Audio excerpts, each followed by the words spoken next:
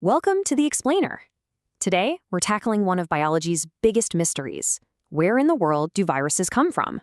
We're going to dive into some fascinating research from Patrick Forterre and Mark Krapovic that doesn't just give us an answer, it changes the entire question.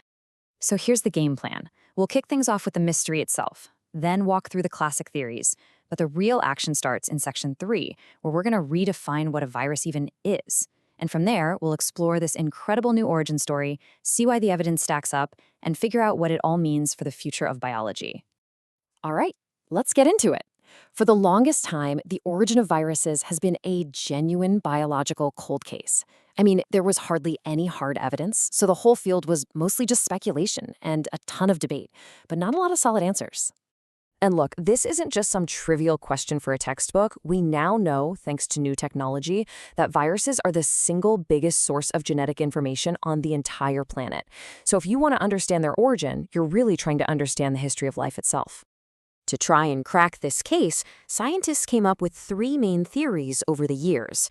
Let's line up the usual suspects, shall we? So, you've got the virus first, regression, and escape hypotheses. Each one has some good points, but they all have some pretty big problems too. The theory we're digging into today takes the escape idea and gives it a total game-changing makeover. First up is the virus first idea. This one suggests that viruses are ancient relics from the dawn of life, that they were these primitive, pre-cellular things that existed even before the first real cells came along. Then you've got the regression hypothesis, which is kind of the opposite. It says viruses actually started out as more complex, free-living cells, but over time, as they became parasites, they just kept shedding parts and pieces until only the bare-bones infectious agent was left. And number 3 is the escape hypothesis. For a long time, this was the front-runner. The idea here is simple. Viruses are just runaway pieces of a cell's own genetic code, bits of DNA or RNA that somehow figured out how to build a protein shell and bust out to infect other cells. Okay, now this is where things get really, really interesting. Before Forterre and Krapovic even get to the evidence, they do something brilliant. They challenge our most basic definition of what a virus actually is. And trust me, this little shift in perspective, it's the key to unlocking the whole mystery. They argue that we've been looking at it all wrong. We see the virion, that little inert particle, and we think that's the virus. But that's just the delivery vehicle.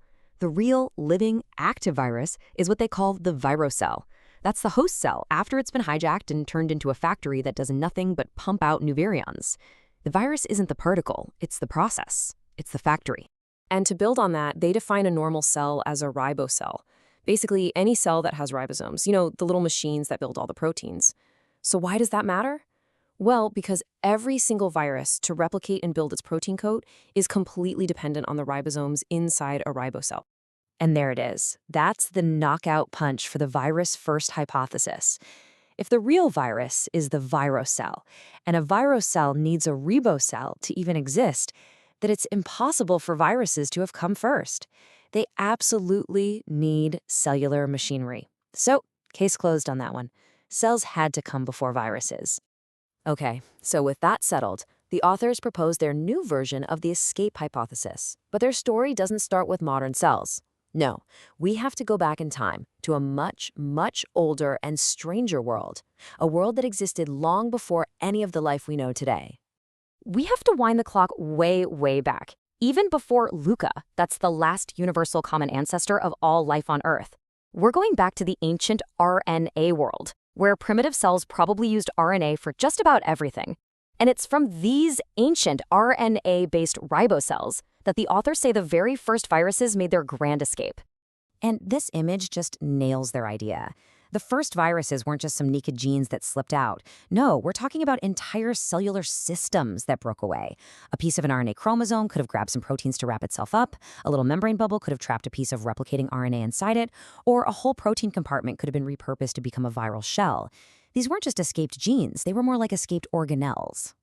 So it's a really cool story, right? But what makes this ancient escape theory so powerful? Well, for one, it perfectly explains the crazy diversity of viruses we see, and it lines up with some major discoveries that have been made recently. This theory just checks a lot of boxes. First, since different bits of cells could have escaped in different ways, it explains why viruses are so diverse, why they're polyphyletic, which just means they originated many times, not just once. But here's the real kicker. Scientists have found that some viruses that infect totally different creatures, like bacteria and humans, have the exact same protein structure in their outer shells. How is that even possible? Well, this theory says it's because they both inherited that structure from a common viral ancestor that existed before bacteria and humans ever diverged. It all fits perfectly in that pre-Luca timeline. So, is that it? Case closed? Well, not exactly. And you know what? That's actually what makes this such a fantastic scientific theory. It doesn't just pretend to have all the answers. Instead, it opens up a whole new set of questions and gives us a roadmap for where to look next. The authors don't see these unanswered questions as a weakness. They see it as a research program. We can now ask all sorts of cool things, like how many ancient types of viruses just went extinct? Could completely new kinds of viruses have popped up more recently? And maybe most importantly, what clues are hiding in the billions of viruses out there today that we haven't even discovered yet?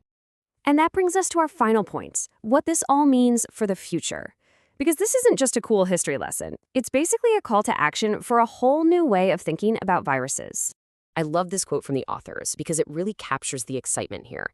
It's a challenge. It's saying, hey, let's stop just thinking about the genes and start focusing on the physical particle, the virion.